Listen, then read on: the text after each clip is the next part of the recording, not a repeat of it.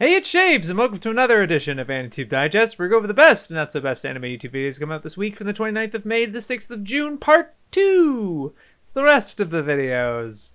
And I'll probably be kind of quick about it because I watched all of them yesterday, and then I watched another video, which is a different one that's in elsewhere. You've probably seen it already. But let's get into some videos that I thought were decent. They're pretty good. These first couple, though, are 5, actually. There's like a whole section, which is really more just kind of updates. It's just sort of just like, this is a thing that's happening in the anime YouTube sphere that's interesting that I want to, just mention briefly. I don't have much to say about the videos themselves, but it's just sort of just like, oh, that's a thing. Wow. For example, Little Kuriboh coming out with episode 84 of Yu-Gi-Oh! Abridged. It's a new episode. And it's funny, a lot of people were like, what? And then my roommates were kind of cringing at like some of the humor and stuff that's in it. He's like, oh God. But a lot of people grew up with it. A lot of people remember it fondly. And I think some people mentioned in the comments of this video, this dude outlasted them all. He started this. Like, he started this trend of abridging. He was really the first official kind of major one. Like, people have been doing little fan dubs here and there for sure. But the format of abridging was really popularized by Little Kuriboh. And I covered this, obviously, last time he put out an episode a year ago. But it is funny that now, like, in 2022, 16 years since he first uploaded. Apparently, the first upload was in 2006.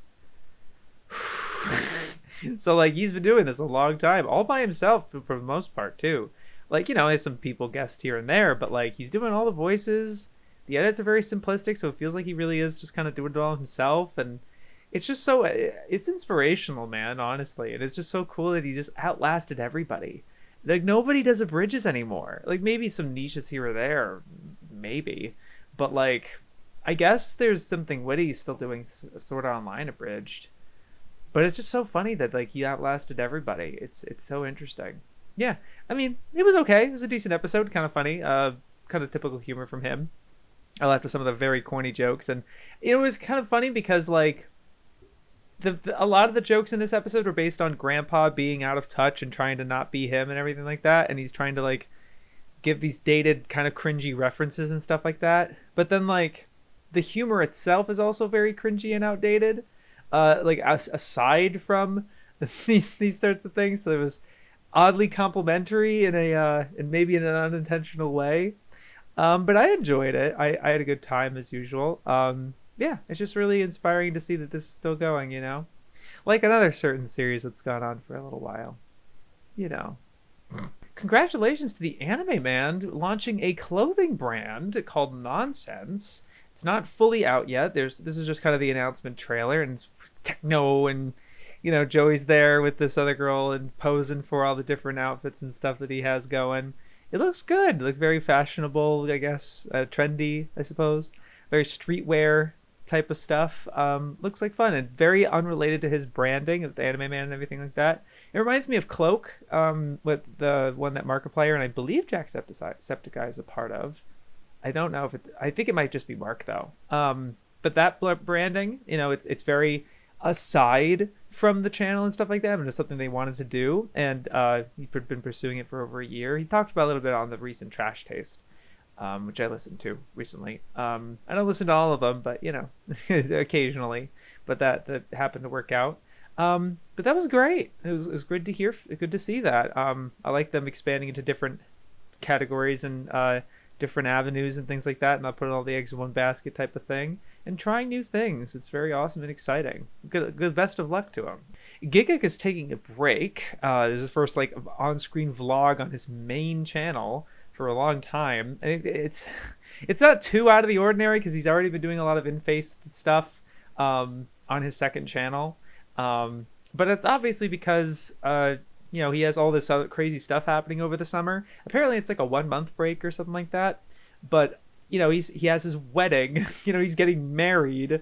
So sensibly should probably take some time off. Enjoy your wife, my guy. I don't know if that's a weird statement to make. Enjoy your wife. But like your wedding, it seemed great. I saw some pictures and photos and stuff. It just looked like a great time. hope you're both doing well. Um, and then he's also got a bunch of cons coming up, and just both the boys in general are just traveling all over the place. And they talked about it on Trash Taste as well. So it makes sense that he doesn't want to be constantly working and worrying about videos while all that's going on. So that's cool and that's great. I'm happy there's that self-awareness, right? And just being, and not taking this like deathly seriously or anything. I don't know, that's just encouraging, and maybe that sort of reset can help him with the videos that he's been making, because they're okay, but it just feels recently it just feels like a lot of the same stuff and a little coasting in places, and I think he's starting to indulge more in his second channel, which is great and it's really exciting and cool. But yeah, I just think this is good for him, and hope he's enjoying all the trips and stuff that he's going to London and Australia and LA and etc etc.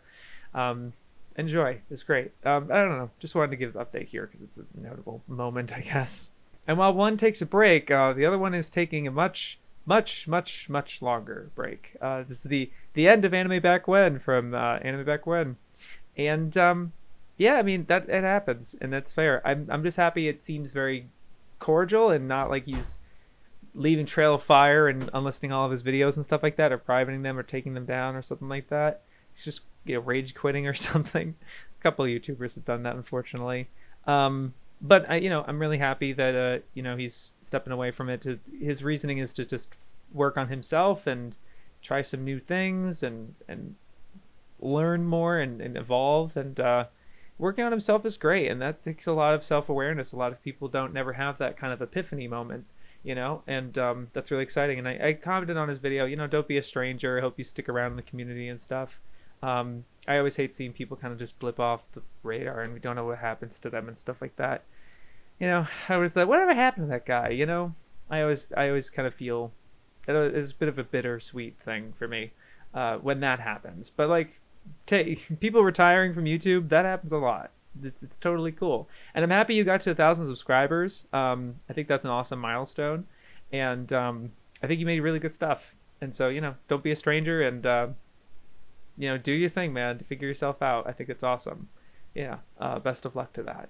And then I don't know. I just wanted to mention this little chibi video of like, can I talk with you for a minute? Which is, he's just reflecting on how lucky he feels of having such a good, wholesome community, and he's trying new things and being outdoors and putting himself in thumbnails and like all those different types of thought talk and him trying to evolve. I've mentioned it before with his little news thing that he did, and giving feedback on that.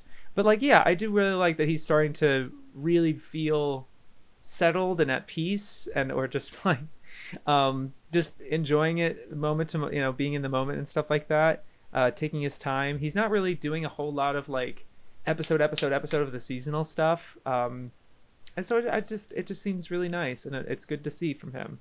And I just reflecting on that, just like, it's nice to see a YouTuber just make a video being like, hey guys, thanks for everything, and or just the support on the videos and stuff, and not just kind of shoehorn it into another video and stuff.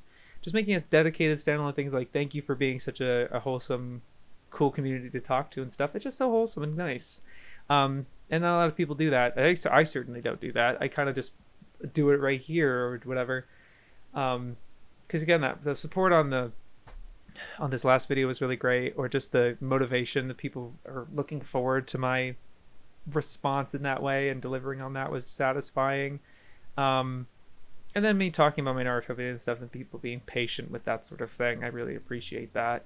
I'm sure you guys are used to waiting, because I've had plenty of long stints of not making anything, so I get that. But yeah, I think it's great to have that connection back with your audience, and yeah, it was nice to see. I don't know, it's all these vibes, like literally like, oh, he's starting a clothing brand, oh, he's still going, oh, he's taking a break, oh, he's leaving YouTube, oh, I don't know, all this happening in the past 2 weeks was just sort of like interesting to me. I just wanted to have that whole chunk at the beginning here before I kind of talk about videos themselves, I guess. Continuing with videos I thought were decent.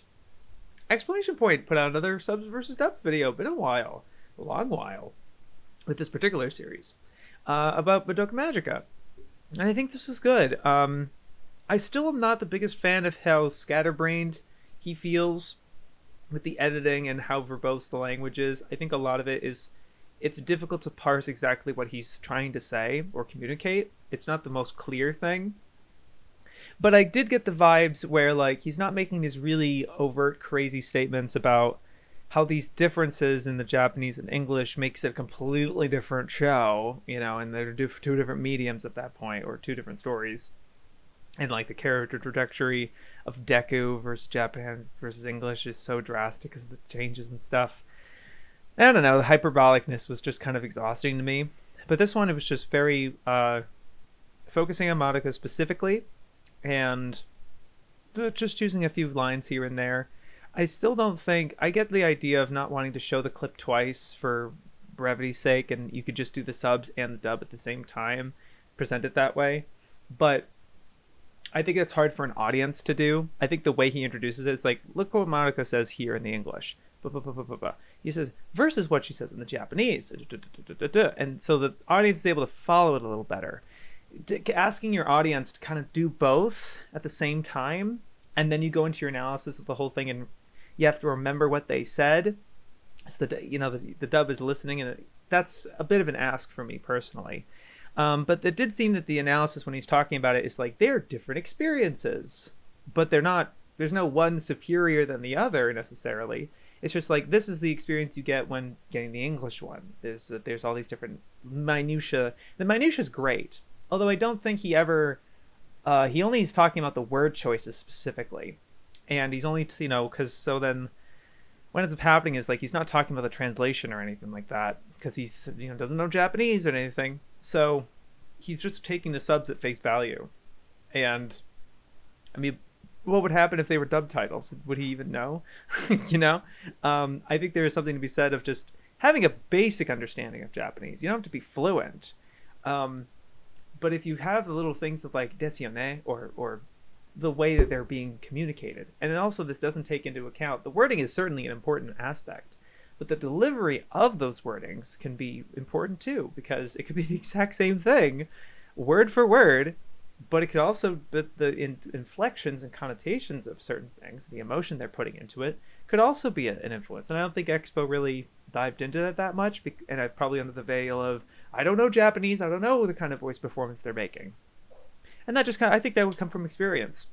I know I'm not fluent in Japanese, I don't claim to be, but I've listened to enough anime and heard enough Japanese performances, even in live action stuff. Like I've seen a lot of tokusatsu, and I get that there's definitely still a large difference between anime and tokusatsu versus traditional Japanese cinema, or the way Japanese people actually talk, I suppose.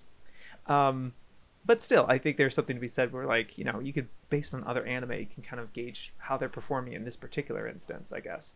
I don't know, something to be said about that. It's not the most thorough. It's not looking to be the most thorough or anything like that. So I think it's more of a kind of a general rumination thing. Hard to follow, but I enjoyed it. I did appreciate that there wasn't very much of a antagonistic one versus the other type of thing. I liked that. It's good. Why am I so winded all of a sudden? I didn't feel this winded earlier. Oh, well.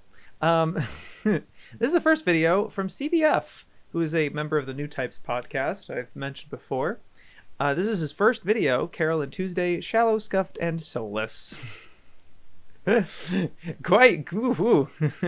And, I will say, it's got Kanye West and Shuchino Watanabe on the cover, but truthfully, I don't think you talked about it that much. You mentioned them, but it's really kind of focused on the show itself, which I ultimately kind of agree with. I wasn't a big Carol and Tuesday fan. I think there was a lot of missed opportunity for it.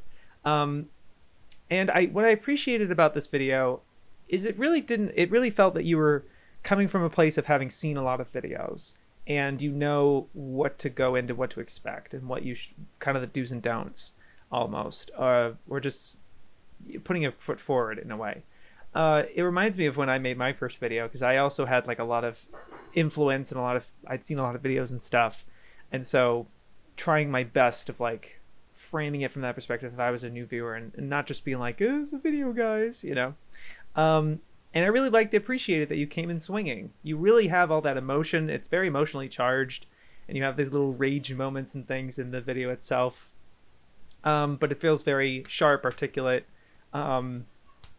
unrelenting almost. And I can certainly see people having problems with it, with I don't know the arguments maybe perhaps, but it seemed decent to me. Yeah, I don't know. I say I don't care that much about Carol and Tuesday to really make a judgment call of how accurate the stuff was. Um, but you really kind of cover a wide gambit of stuff of just like its political theming and problems and things like that. And it's not like a review of the show, as you say, but it's more of just like this is wrong. This is this is poorly handled. This is poorly handled type of thing. I know again for a first video, I think for a first, I think it's like really comes in swinging and like has a lot of good confidence and stuff. So I really appreciate it for that, even though this sort of me, the big harshly negative criticism kind of videos like I didn't like the show at all, Sam I Am is not really my thing. As I said with that Bennett video last night, I didn't it can't really appreciate that. It has its own problems when you're that upfront about it. But like I said in that last video, I think it's good that you're honest and you're not trying to like couch it in like I'm right though, But yeah, I think that's good. Yeah, pretty good video. Those that maketh good content from Puff the Pirate. Of course, I'm going to mention this because he mentions me. So, but I have noticed. I didn't quite get the idea at first, but like all through the last month of May. Puff has been doing a Me and of sorts, putting a video out every day, and this was one of them. And congrats! And there's a Power Month tier list with, and that's awesome. Did a lot of videos, and I didn't really see almost any of them, to be honest with you, just because the various topics didn't totally grab me in the way. But that obviously talking about YouTube is I'm a big sucker for it. And I like the variety. There's a couple anime YouTubers, but there's also some, BreadTube and some people I don't think I heard of. That one professor lady seems good. Yeah, I really liked it, and I appreciate the shout out. And I like the analysis with various creators and stuff. And congratulations on making it through a very tough challenge of making these many videos in this amount of time. It's very impressive. Congratulations. Yeah. Sorry, I don't have too much else to say in that regard, but that's really cool. Good job. And lastly, what I thought was decent, Spirit Chaser. My server has known about him for a little while, and he's a very small channel, but he's been active. He's made a lot of videos, and has had a very progressive, steady growth. I had heard about him once. Somebody my server found him and sent me like a rant on anti-tubers and shit like that. And I mean, yeah, some of it's accurate and stuff like that, but I could tell that he doesn't explore it that often. It's not as like in deep in it and actively trying to find some people, and he's just very critical in that regard. But that's fair. I think fair. I'm certainly no stranger to that. But I was waiting for him to like really make something that was really interesting and actually polished, because a lot of his stuff really early on was like phone recordings and like one take and kind of rough. But he's talked about his progress, and he's excited to keep evolving and growing and keep working on the channel. He's really passionate and excited about it. So I really like that. But I wanted to highlight this video, The Brutality of Space Runaway Ideon. It's just kind of an AMV of sorts, and it's just a compilation of the violence in Ideon, and then matches like kind of there's a little halfway point and it breaks, and then there's all of the brutality that happens with all the deaths and destruction and raw moments in Ideon, and I really liked it. I liked just the compilation of it. It didn't feel that chronological or just a sort like a list of sorts. It felt it also has an AMV of sorts. It wasn't like super flashy or anything like that. It's just sort of like, it felt more like a Sakuga Mad, where you just let the clip play and then there's a little nice music over it and things like that. Maybe some clips that are similar together and things. So it felt more like that. But I like that sort of experimental thing where it's not really a video essay per se. So he doesn't have to talk or anything, but he's just making this sort of thing and you're letting the show do the talking. And I appreciate that. That's interesting. So yeah, it was a surprising kind of video from him, and I really enjoyed it. It was cool. Okay, and now what I thought with a best videos of the week. Ones where I look like, yeah, it's the best video. And you see that? I went through, how many videos was that? 1, 2, 3, 4, 5, 6, 7, 8, 9 videos in 20 minutes. And I talked about the fucking benefit for an hour. Ugh. Well, at least I hope you enjoy it. This might be like 30-minute, 40-minute digest. Why do I keep estimating it out loud? God damn it. This first one is from Rumic World, where he's talking about Tetsuya Chiba. It's this series that he's doing called Orbiting Rumic World, where he's talking about various mangaka that have had relationships with Rumiko Takahashi and some collaborations, and who she took inspiration from, and who she inspires, and things like that. So he has 2 installments out that came out the same day, Hideo Azuma and Tetsuya Chiba. I have not heard of Hideo Azuma, and I think that would probably be very informative, and I'm certainly interested in that. But I wanted to obviously cite the Tetsuya Chiba one because it's Ashino Joe, and of course I'm excited for it. But it's so it's just the right length, no bullshit, not trying to like look too deep at anything. It's a perfect length really, and it's just kind of a bio of Chiba's life, where he was born, his background, the works that he did, and then later on was the things that Takahashi was taking influence from, specifically Ashino Joe, and she has a whole kind of, not one shot, but it seems like a little manga mini thing where she visits his house. She talks about how big the Joe poster behind him is and things like the mural. And she draws like a little tribute thing for him, and then he drew a tribute thing for her, sort of thing, encouraging her for the release of one of her stories or something, and things like that. And it doesn't go too speculative or detail oriented in terms of like, oh, the types of stories that Chiba writes is just like Takahashi in this sort of way. There's not a lot of personal analysis in that regard. It really is straight facts of like, here's their connection, and this is his background and stuff like that. So very simplistic in that way, but it's very effective, and doesn't overstay its welcome. I just really enjoy it. It was a fantastic video. Liked it a lot. Looking forward to more installments in this. I definitely want to check out the Hideo Azuma was the name of it. Yeah, I really want to check that other one out. I really like it. Internet Pitstop with another banger, man. Let's go. You guys definitely got to check him out in terms of like his comedy and his inventiveness with his editing. I just love how visually inventive he's being, but also his casualness, and he doesn't feel like he's stretching that far for a lot of his like observations and things. It's obviously some stuff that we've heard before, like The Matrix and Ghost in the Shell, or this is the influence of anime on the film industry. I also like that it took a bit of a serious turn, where he's talking about like how much of it is influence and how much of it is ripping it off. And he talks about Satoshi Kon. He's lauded now, but he really didn't experience that much success while he was living and stuff, in terms of his movies being huge successes or anything like that. They're critically beloved and cult classics now, but at the time, right? That's always how it goes, isn't it? But then he has like Requiem for a Dream and things like that. He's talking about that. He's like, "Is this really fair?" And he leaves the option up to you. He's like, "What do you guys think?" And I'm like, "Yeah, good job," because it is kind of an open question of stuff. Some people would take it as flattery. I don't know.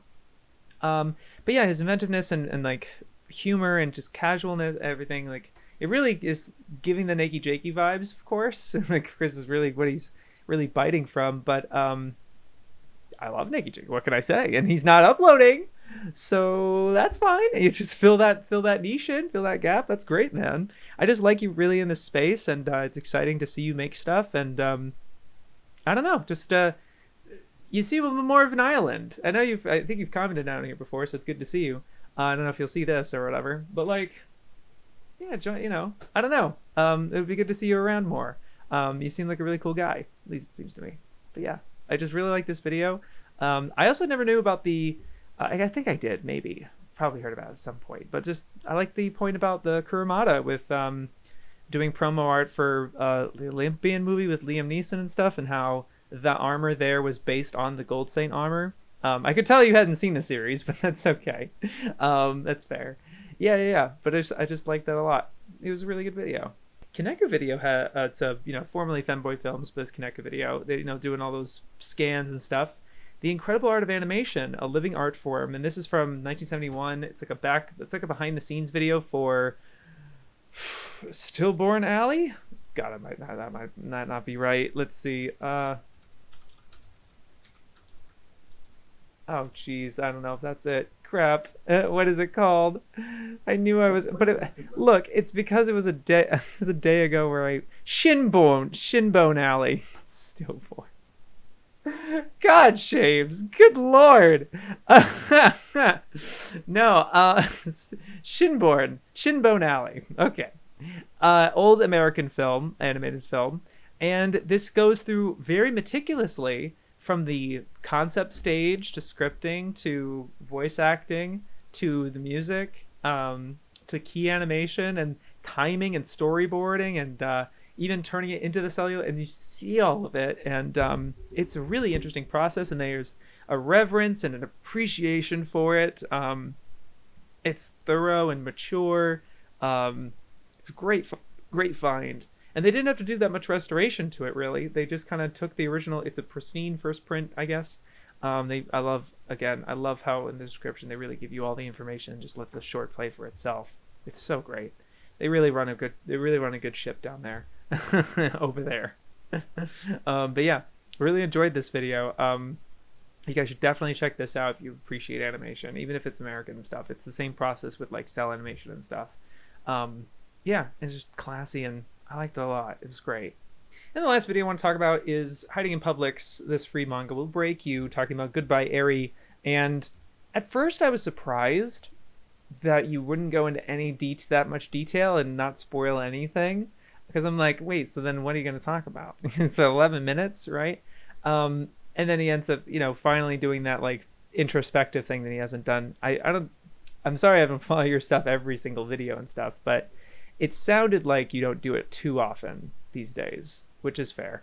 And how they kind of the pressures kind of changed for you a little bit, and how this manga was kind of like reminding you of these things, but it ends up kind of deviating a lot and just talking about your personal stuff and your feeling of like that tension of the moment when you had that hospital that emergency thing, and at first not wanting to call it because it's like, well, maybe this is it. It's like, oh my god, dude.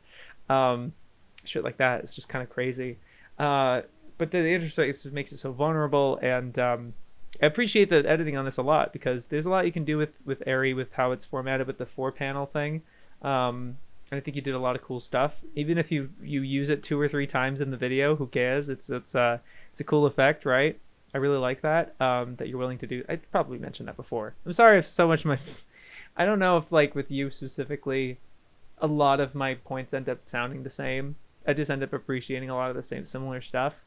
But this one just kind of really worked for me. I was just, I am surprised that you were able to talk so generally and not specifically about the story, and yet really come away with some additive, interesting stuff and make it a compelling video. Not to mention, of course, the visuals.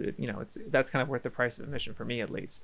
Yeah, just really respect and appreciate this video. I liked it a lot. It's great. Nice job. Well, that was only like a half hour ish. That's fine. You're really 13 videos, 2 weeks of digest, but only this long. Yeah, sorry. That's okay though. This is how it should be. This is the length I was always kind of expecting it to be at the beginning, because this is based on like weekly track roundup, and I keep looking at Fantano's and just like, man, he just talks about a track for 30 seconds and just moves on, no cuts, and that's it, man. It's supposed to be so easy. You know me, I just kind of make it a big deal or whatever. Kind of just evolved into this. That's fine. You guys are great. Next week I should be able to do digest. Yeah, you guys are great. You have a great week. Yo, peace.